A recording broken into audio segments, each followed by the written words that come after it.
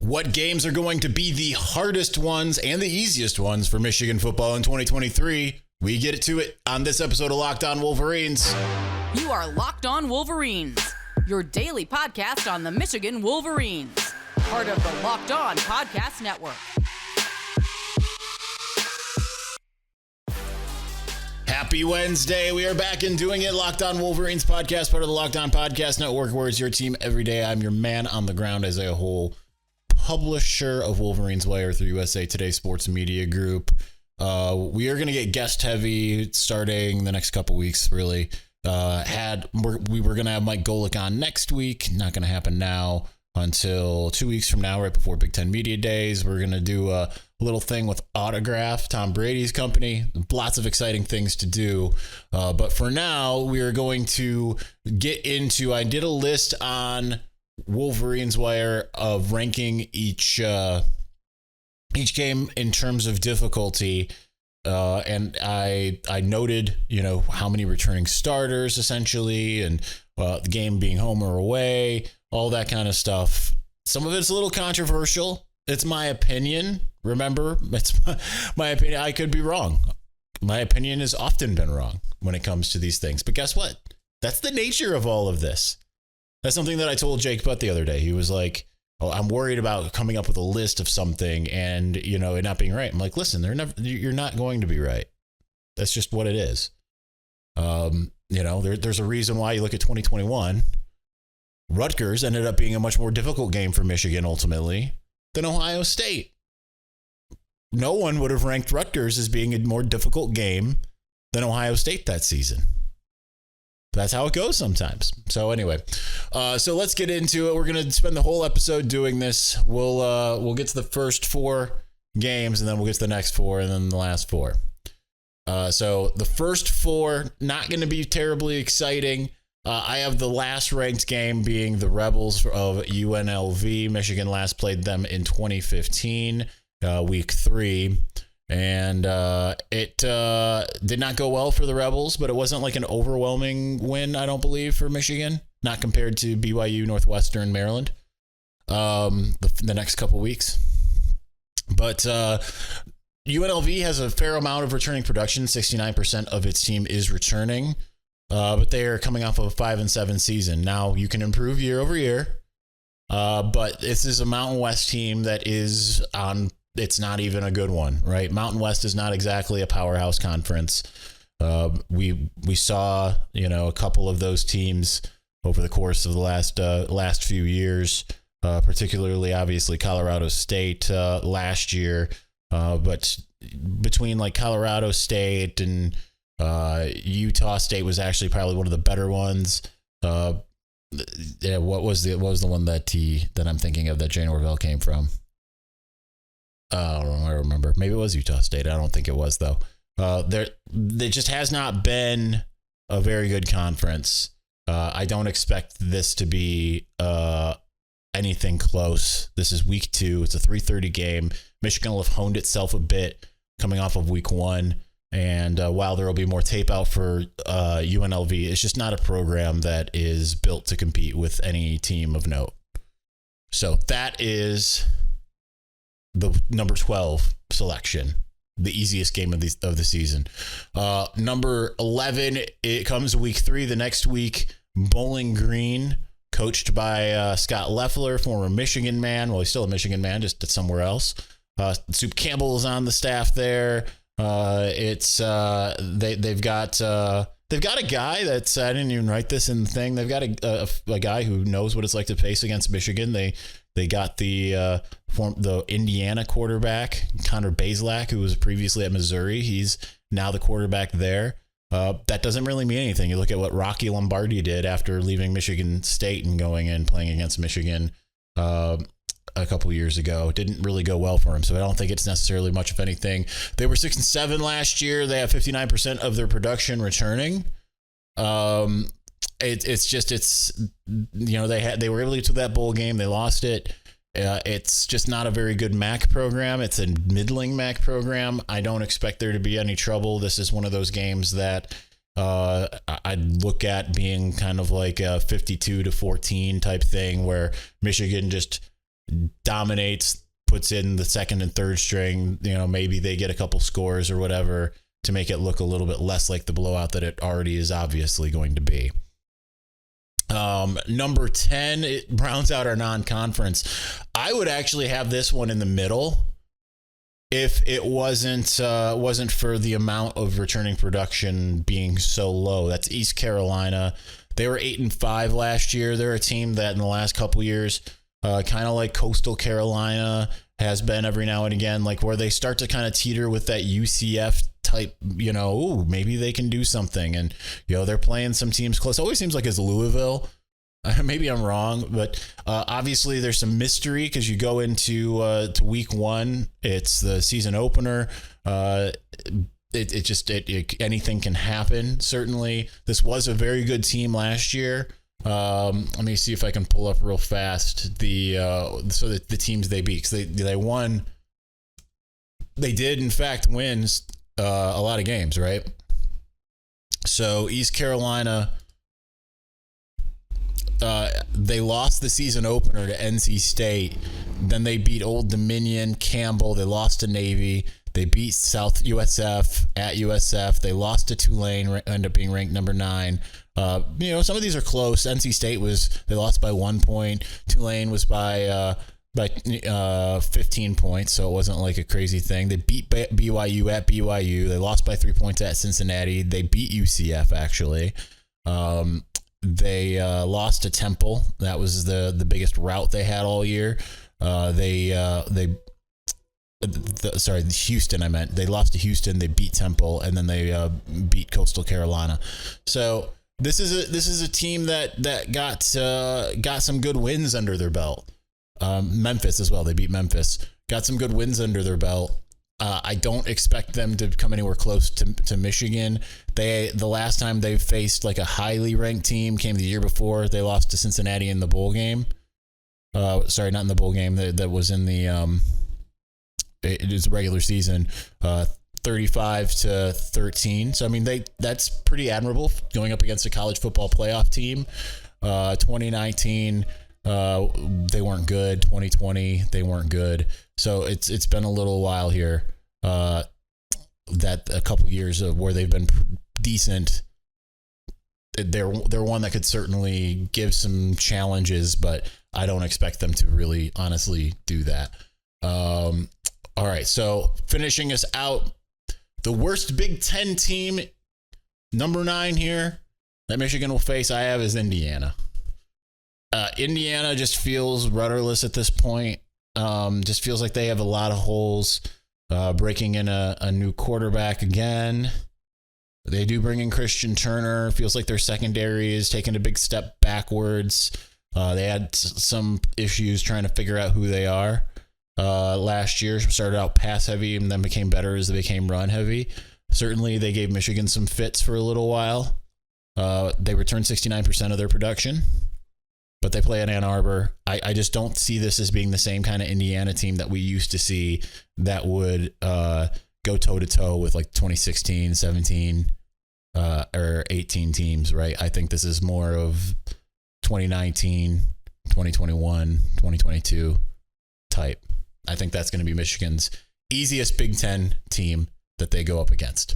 All right, let's continue on with the next 4 here momentarily. We'll get to all of the controversy comes later, so we will get to that in just a moment.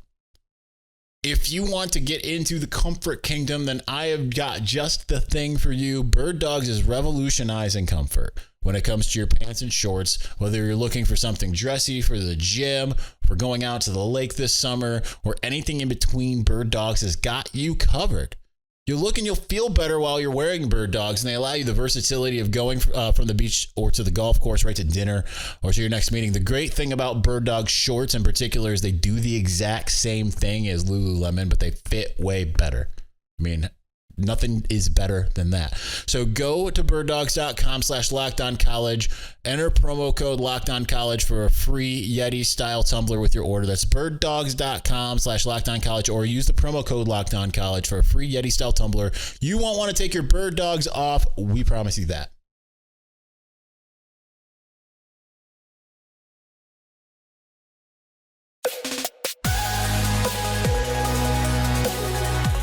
We have plenty more coming up here. Going into, again, the controversy comes a bit later. I don't feel like these next ones are particularly controversial. Maybe there's a little bit of controversy. Maybe a little bit. And now that I look at it, I would flip some from what I had. My number 8 most difficult game of the season, I would stay where it is, and that's Rutgers in week 4. That's the first Big Ten game. Listen, Michigan trounced Rutgers last year. Granted, it was, that Rutgers had a halftime lead, but they trounced them in Piscataway after Rutgers had already kind of been beaten down. But some of these other games, whether it's I would say particularly 2021, Rutgers played Michigan tough because it didn't really know what it was like to be a big loser yet, right? Like they weren't demoralized yet. So Michigan could find itself. That's why I place Rutgers ahead of Indiana, because I feel like by the time that Michigan sees Indiana in week 9, I believe, week 7, I feel like Rutgers is going to have a lot more confidence like it did in 2021. They returned 73% of its production. Went 4-8 last year, just like Indiana did. So I think that could certainly be a game. I don't think it's going to be anywhere close to what you saw in 2021. But I think it could be one of those ones where it ends up being kind of like the 2017 Rutgers game, right? Rutgers at times has played Michigan tough. Even in the Chris Ash era, that game was. Greg Schiano has done a good job, obviously, against Michigan last year, notwithstanding, but the 2 years, aside from a half, the 2 years before that, obviously triple overtime. I was there. I was one of the few that was there. It was brutal. It was late. It had all the feelings of a potential upset, and it was kind of like, well, here we go. You're gonna leave New Jersey. Rutgers getting its second win against Michigan didn't happen that way. I obviously do not think that Rutgers will come anywhere close to winning, but I think they could make it interesting for like a half. Hopefully it's the first half and not the second like it was in 2021. This is one that I would probably put a little bit higher now, and I even noted here in the column that I do think that they can outperform their ranking pretty heavily, and that's my number 7 team is Purdue in week 10.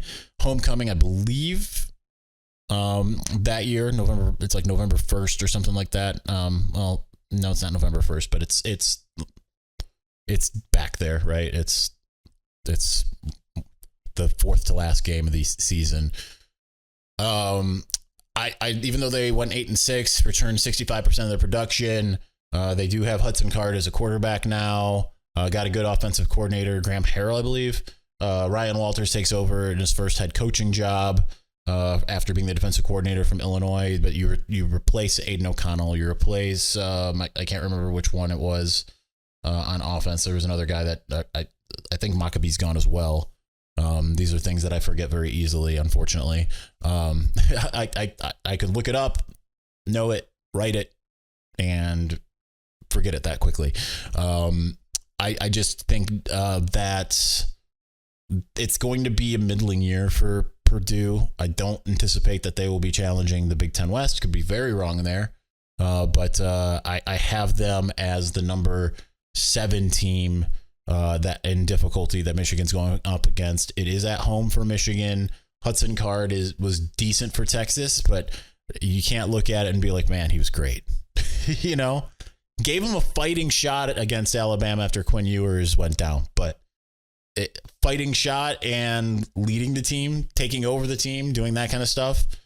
I mean, we'll see, right? I can't imagine that anyone thought that Joe Burrow was going to be incredible with LSU, right? No one really did.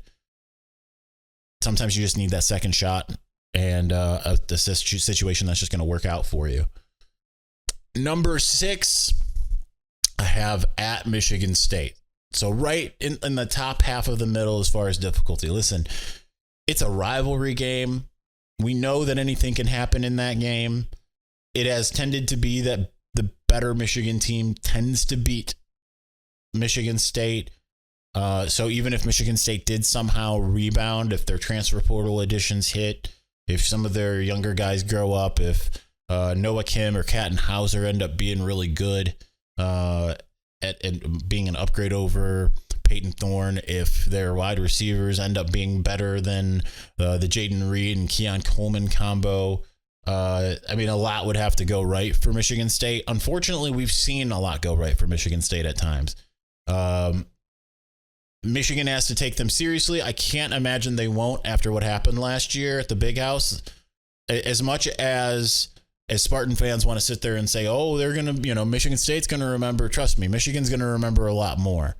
Spartan fans are under the misguided belief that Michigan started the whole thing. Michigan was the aggressor instead of it being what it actually was. So therefore, Michigan people are going to remember very much that their hospitality was not returned in kind.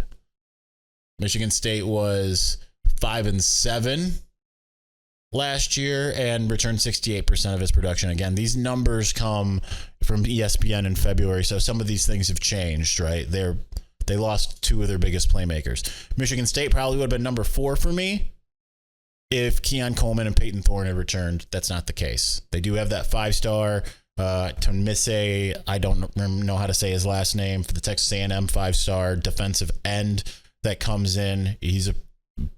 Didn't really do anything with the Aggies, I don't believe. I do want to correct myself on that because I don't have someone coming in and sharing all of my errors every episode, probably because it would be a whole other episode. Because, I make a lot of them. Adelaye, he had 4 tackles last year, so it wasn't, and he appeared in 7 games for Texas A&M. So it wasn't like he did a heck of a lot per se. And this was his freshman year. Sorry, he appeared in two games. Looked at the wrong person. Looked at Smoke Buoy. So we'll see. That's all I got there. We'll see. All right, finishing us out in this segment, then we'll move on to the top 4. I've got Minnesota week 6. Yes, that's right. I have some others ahead of Minnesota here. Really 2 others that you maybe wouldn't expect. Minnesota lost, obviously, a lot, and it is a road game for Michigan. Michigan hasn't played at TCF Bank Stadium with fans in the stands since 2015. I was there in 2020. Obviously, hard to tell what that venue is like with fans. I'm not looking forward to going back to Minnesota because of the almost having gotten shot incident that I had. Obviously, I'm not going to go back to bad neighborhoods like I did last time. But losing Tanner Morgan, losing Mo Ibrahim, losing just a bunch of guys. That said, I mean, PJ Fleck has really done a great job in Minneapolis. He really, really has. They were 9-4 last year. Had the most wins of any Big Ten West team. But they still weren't first, right? And obviously that went to Purdue. So it'll be interesting to see what they are. I don't know that Ethan Kaliakmanis is the answer, but I don't know, maybe they figure some things out. All right, we're going to continue with the top 4 here in just one moment.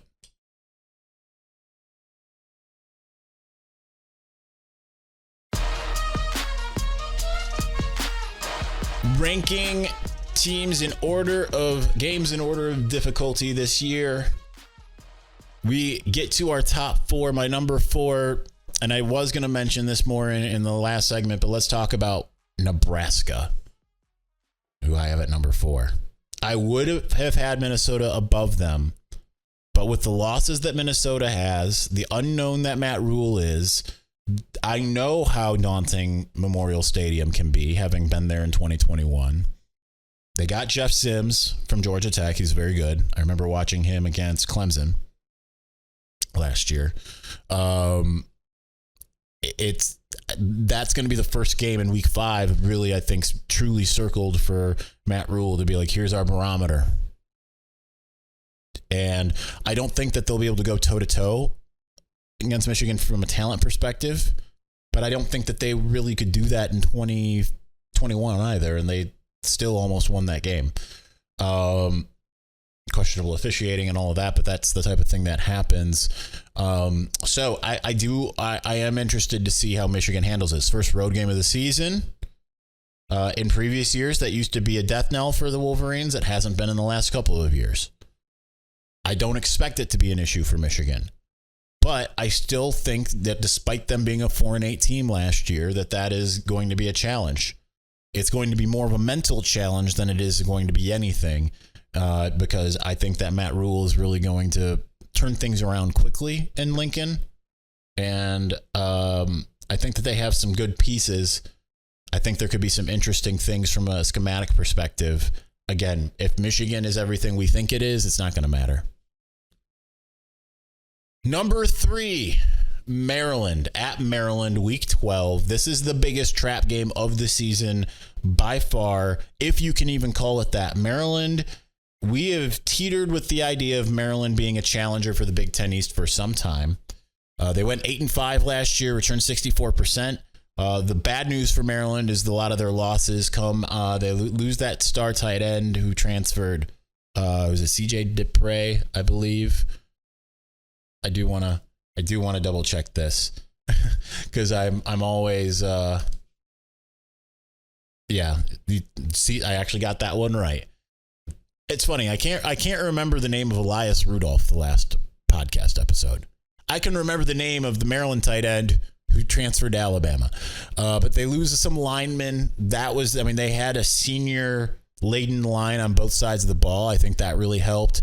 You got to remember here too, it's Mike Locksley reteaming with Josh Gaddis as far as the offense is concerned. Josh Gaddis is obviously with the petulant exit from Michigan is going to want nothing more than to destroy it. He knows kind of what the defense is meant to do, having coached 1 year with Mike McDonald. Obviously, Jesse Minter and Mike McDonald are two different people, different personnel, different things of that nature. But this one is between Penn State and Ohio State. We saw Ohio State really struggle, almost lose the game at Maryland in 2022, the week before Michigan. But in 2021, Michigan went and handled business. I had the same stretch at Penn State, at Maryland, post Ohio State. Michigan emerged 3-0. So the onus is on Michigan to be able to do that. Talia Tagovailoa, obviously being the quarterback, he's got a lot of upside, but he hasn't necessarily shredded Michigan per se either. He did pretty well last year, but we'll see how it goes this year. Different years, different thing. Here's where we really get into some controversy. My number 2, and I got some people that are very angry with me on Twitter. I'm sure there will be people very angry with me on that are listening to this here. I put Ohio State as the number 2 most difficult game on the schedule. I was very close, and I believe that my initial draft had them at number 1 because it's like, well, it's Ohio State. But then I started sitting there and thinking about it. Now, they play games for a reason. I say it almost every episode. There's a reason why you don't just sit there and say, well, Michigan beat them, 42-27 and then 45-23 and, just add, subtract 3 and add 3 and say 48-20. There's a reason why we don't do that. They play games for a reason. But if Michigan was able to do to Ohio State what it did last year, Ohio State loses. I would say it's big that not its biggest playmakers, Marvin Harrison and Emeka Egbuka, they do exist still. They still have every running back coming back. They lose a lot of linemen on both sides of the ball, but they like what they have. I just still don't think that many of them are going to be steps up. Now, Michigan has their full attention, but guess what? Ohio State has Michigan's full attention too. Michigan returns just about everybody. This game's in Ann Arbor. I said coming out of, even before the game last year, I said, if Michigan wins this one, they'll win the next one. It doesn't always work like that, but it's very clear that Michigan now has a mental edge on Ohio State. Ohio State had a mental edge on Michigan for a lot of that big streak. There's a reason why Michigan fell apart when it did, even when it was like coming out there playing like gangbusters, firing on all cylinders, and then they'd fall apart and you'd be like, what? So I don't expect it to be easy, but by virtue of it being at home and there being a lot of unknowns, despite all of the talent, I think that that's the second hardest game. They have Michigan's full attention. Whereas my number one, Penn State, week 11, is not going to get the same amount of attention as Ohio State gets. It's going to get attention, and that's really the first big test of the season coming in week 11. Penn State wants to prove that it deserves to be on the highest stage, right? It's not going to continue to fly for James Franklin.